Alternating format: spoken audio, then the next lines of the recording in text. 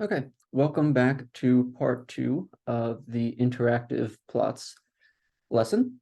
So we left off with adding interactivity to our Gapminder plot via ggplotly.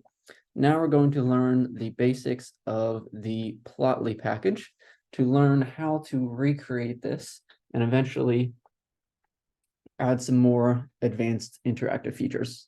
So starting with the basics, Plotly gives us a way to automatically get that interactivity and gives us more ability to customize those features. So we're going to start with a very, very simple plot. So what we do is we use the plotly function. So plot underscore ly. And what we have to do is we give it a data set, diamonds, and then we specify the variable that we want. When we do this, Plotly guesses what type of plot that we actually want based on the information provided, based on what type of variable we are giving it. So when I run this, notice what happens. This doesn't give me what I want. So I'm trying to get a bar chart for the cuts, but Plotly doesn't work the exact same way that ggplot does. It doesn't have an AES argument. Instead, what we have to do to tell Plotly that cut is coming from the diamonds data set, we have to preface it with a tilde. So remember, tilde is how R uses a formula. So cut is now coming from the diamonds data set. And when we do this, we get our interactive bar chart. So this is how Plotly function works. It's just the general kind of catch-all function. And it guesses what type of plot that we want. In other words, it tries to find the most reasonable geometric representation based on the data type provided. So for a single categorical variable, it gives us a bar chart. And notice that it says no trace. So traces are like geoms. So we didn't specify what geometric layer to add. So it guessed it for us. So let's try it with another set of variables. So Plotly, this time we'll do diamonds x cut, and then we'll give it another categorical variable. And we'll see what type of plot it comes up with. So two categorical variables. What Plotly guesses is the best type of plot is called a heat map. So we saw a version of this with that geom hex. For two categorical variables, it's the same exact logic. So it's giving us the count at the intersection. So this is going to be, there is 84 diamonds that are very good and have this clarity. And it colors them by the amount of data that are in each box. So that is what a heat map is. So two categorical variables. We didn't specify what type of plot to make, so it gives us a heat map. One more for us. So now instead of mapping X and Y, so again, we're taking these variable names and mapping them to visual properties. So X is the cut, Y on the Y-axis is going to be the clarity. So now instead, let's change Y to color and see what Plotly guesses it should be. So now it gives me a bar chart, a side-by-side bar plot, because it wants X's to be the cut and then change the color based on the clarity, and a bar chart is going to be the most appropriate. So we get that same interactive features that we've seen before. I can click on the colors to isolate them, and I can double click to reset, and I can zoom in and whatnot if I wanted to. So we get the same interactive features with ggplotly. Now we're just building it from Plotly functions instead. So there's lots of different arguments that we can specify to that Plotly function. Think of these as different ggplot aesthetics. So we can do color that we saw. Stroke is going to be the outline color of the bars. Span is going to be how wide the outline is. Symbol for scatter plots, line type, line plots, and so on. And this is how we encode data to visual properties, right? Exactly the same way that ggplot works is mapping those data to geometric layers. And what happens by default is it is mapping the data space. So it's taking all of those different clarities and it's mapping them to a color in the visual space.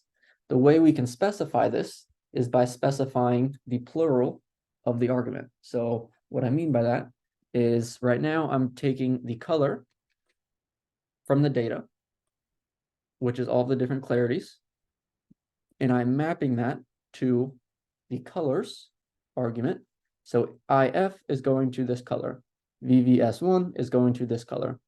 So we specify those colors via the colors argument. So let's see how that works in an example.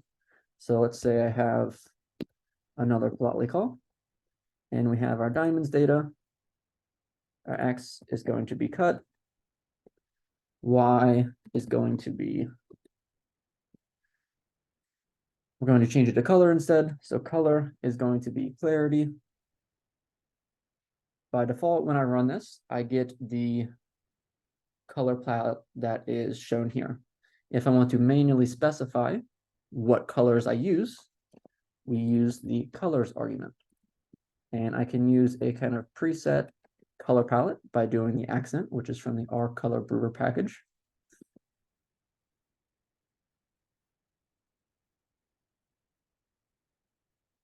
Misspelled. Now I get a few different colors based on this accent color package. But we could also manually specify the colors. So maybe I wanted to have control over these specific colors. So just so I have to specify less of them, I'll do cut and cut. So by default, this gives me, again, that same color palette. But if I wanted to manually specify what those colors are going to be, I could do colors equals, and then I just give it a character vector of different color values. So we'll do red, green, blue, yellow, and purple. Now I get those exact colors represented. So that's how we can kind of manipulate the Plotly function to show the attributes that we want in the way that we want. And we can also space it out kind of like we do with our ggplot. So we have the data set first, and then followed by in a new line, each of the different attributes. So since this is kind of working by default, taking the data space into the visual space, it's mapping the data. So if we try to explicitly mention what the color should be, we kind of get unexpected results, just like we saw with ggplot. So what I mean by that is, let's say I try to do Plotly, I'll do diamonds, and X is equal to cut. Instead of coloring them like this, where each bar is a different color, or by default, each one is that default color palette. Let's say I want them all to be red. So if I just try to do color equals red, so I'm trying to map this data value to red, this data value to red, this data value to red. That's what I'm trying to do. First logical attempt would be like this. So color equals red. When I run this, I get an unexpected result because it's looking for the data value red, which isn't in the data. So then it just applies the default color in this orange peach color because it's not in the data. So instead, what we have to do is actually use the identity function, which is the capital I, and that just tells Plotly to kind of take this argument as is. So the color is going to be manually set to identity as is red, and that gives me now the expected result. And we can do this with other arguments as well. So let's say I wanted the outline to be black. I can do identity stroke equals identity black, and I'll set the width of the outlines as well to span equals identity 2. When I run this, now it adds in that black outline and the width is 2. So that's how we kind of directly set constants in Plotly, is with the I function.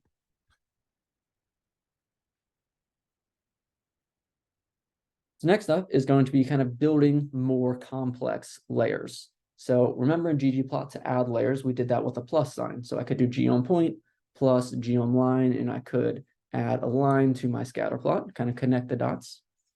We can also do a similar approach in Plotly, except what we have to do is understand how Plotly arguments work. So it takes a purely functional approach to the layered grammar of graphics, which just means that pretty much every function that we're going to use anticipates Plotly object as its first argument, and it returns either that plot or just a modified version of that plot. So what that means is I can use the layout function, which all this does is this is how I specify the different displays of how the final presentation looks of the plot. So the first argument is going to be a Plotly object. So I can just give it a Plotly. We'll just do the standard bar chart. So Plotly is equal Plotly diamonds x equals cut. And I can give it a title. So modifying the layout, and we'll call this my beautiful histogram. So the layout takes a Plotly object as its first argument, modifies it, in this case by adding a title, and then returns a Plotly object as well. So this approach to how Plotly works makes it very convenient for, instead of nesting arguments, we can pipe them. So just like we've seen with pipes before, I can take my Plotly object,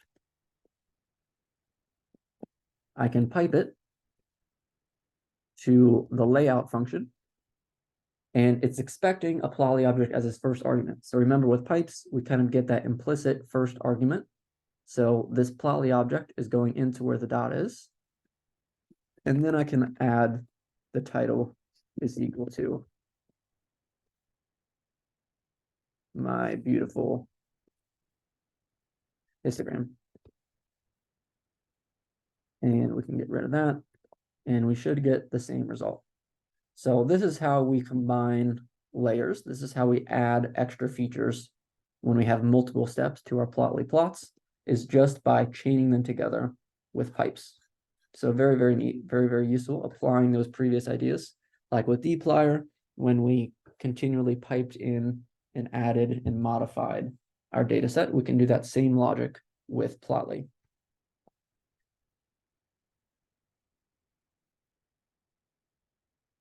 In addition to layout, which, as we just saw, kind of adds or modifies parts of the graph's layout, there is a family of add functions. So example, add histograms, add lines, that is going to explicitly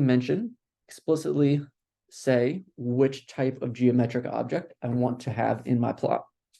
So these are kind of like your geom points, or your geom line is the analogous one in ggplot. So this manually explicitly specifies what type of plot Plotly should create.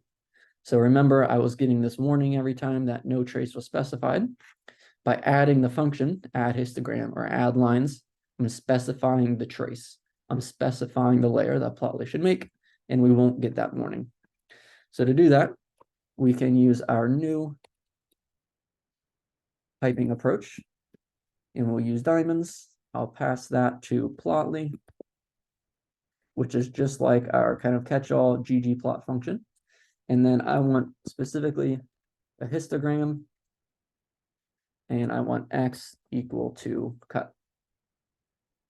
So this gives me that bar chart. Even though it's a bar chart, I have to use add histogram. We'll talk about why that is in the next video. So this is how we explicitly mention what type of plot that I want.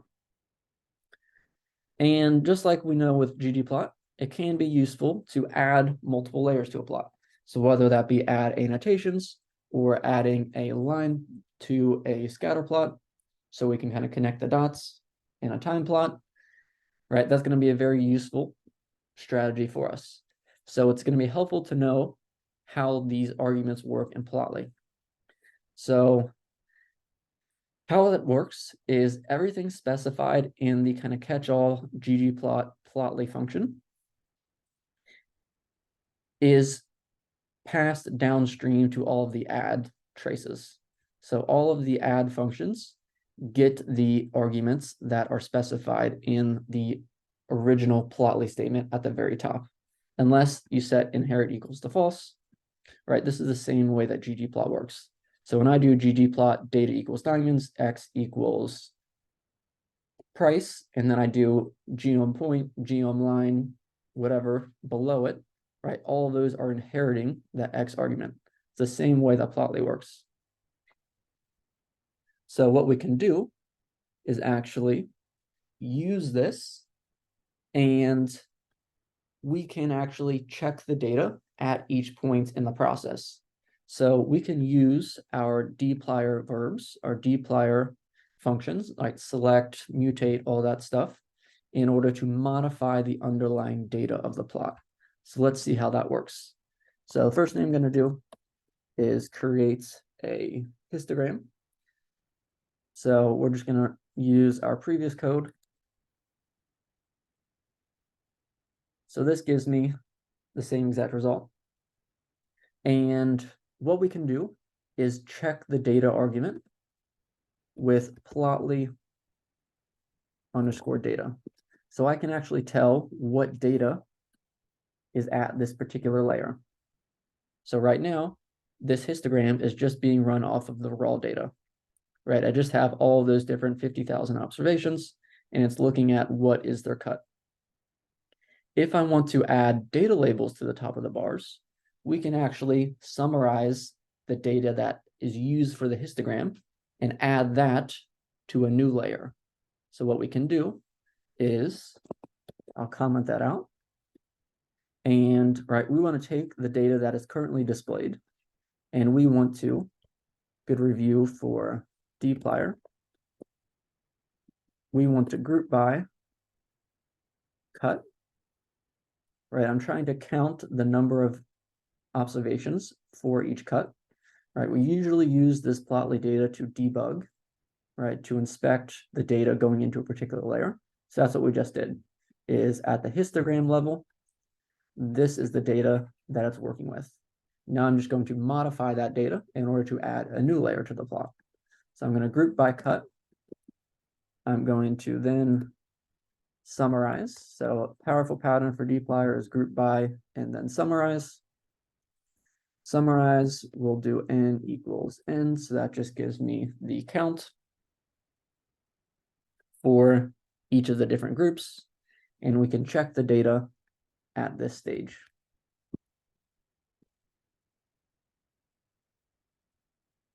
So at this point in the process, this is the data set that I'm working with.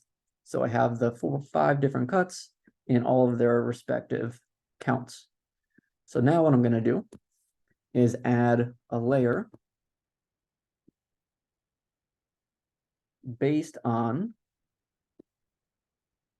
this data.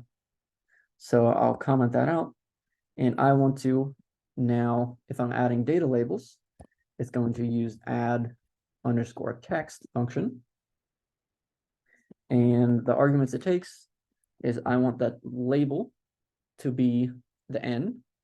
So this column right here, I want the y position to be the height.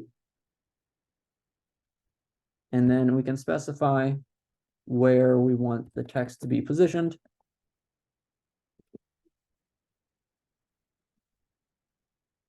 On those bars, so we'll do top, middle. And when I run this,